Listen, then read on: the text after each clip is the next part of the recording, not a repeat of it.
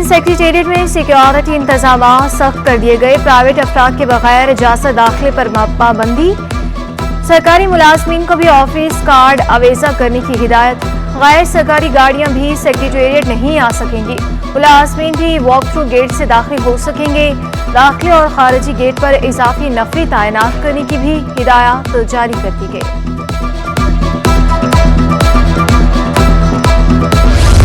Orangi town के मुलाजमीन की मुश्किलात बढ़ गईं। 711 मुलाजमीन अक्टूबर की तनख्वाहों से महरूम। OZT की मद में औरंगी टाउन को 5 करोड़ 30 लाख रुपए मौसूल हुए।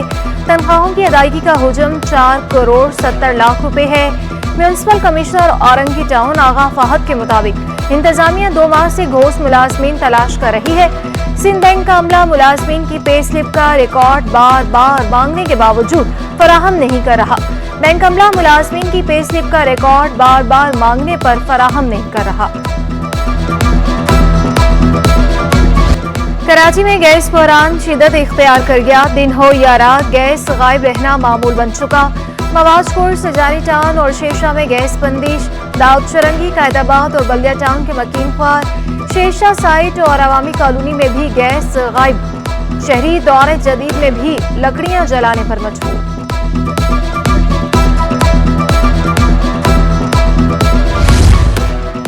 महंगाई ने गीजर खरीदना भी मुश्किल बना दिया। मौसम सरमा के आगाज के साथ ही गीजर 10% महंगा हो गए।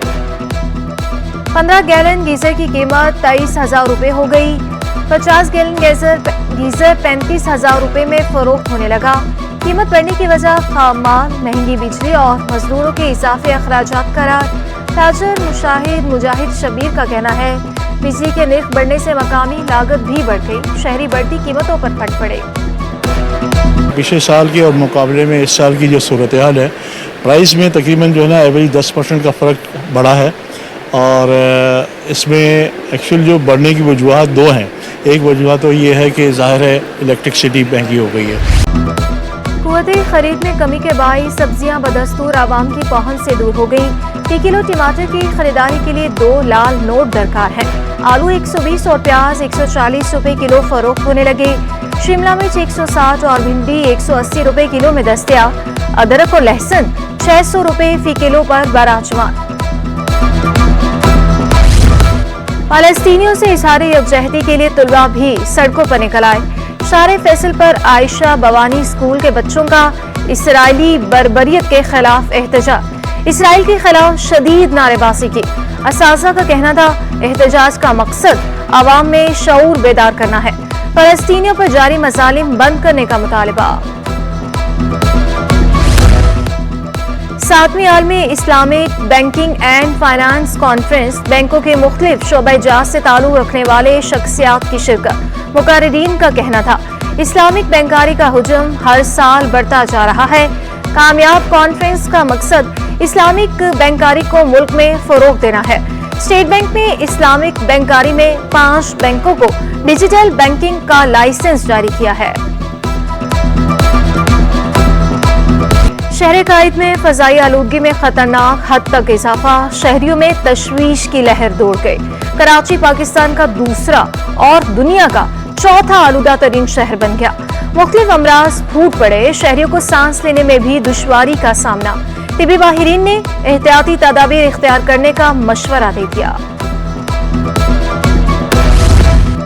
रवां साल कराची में मानसून की बारिशें मामूल से कम हुई। आइंदा साल भी कम ही होंगी। मौसमियाती माहिरीन ने ऐसी सूरत हाल को अल नीनो नामी मौसमियाती तब्दीली से जोड़ दिया। बहरा अल काहिल में दर्जा हरारत मामूल से बढ़ने को अल नीनो कहा जाता है। यही वजह है कि पाकिस्तान का मौसम भी उसके जेरे असर आ गया।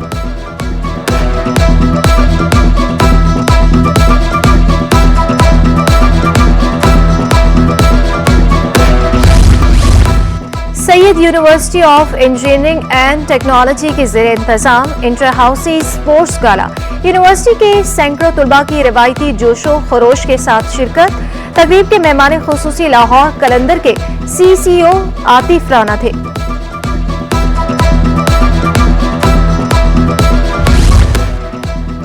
بیڈمنٹن فیڈریشن کی اسپورٹس بورڈ اور حکومت سے بیڈمنٹن کیمپ لگانے کی درخواست. بیڈمنٹن فیڈریشن کے نائب صدر فرحان لاشاری کہتے ہیں فنڈز کی کمی کے باعث ایشین گیمز میں پاکستانی کھلاڑیوں کی تعداد کم تھی.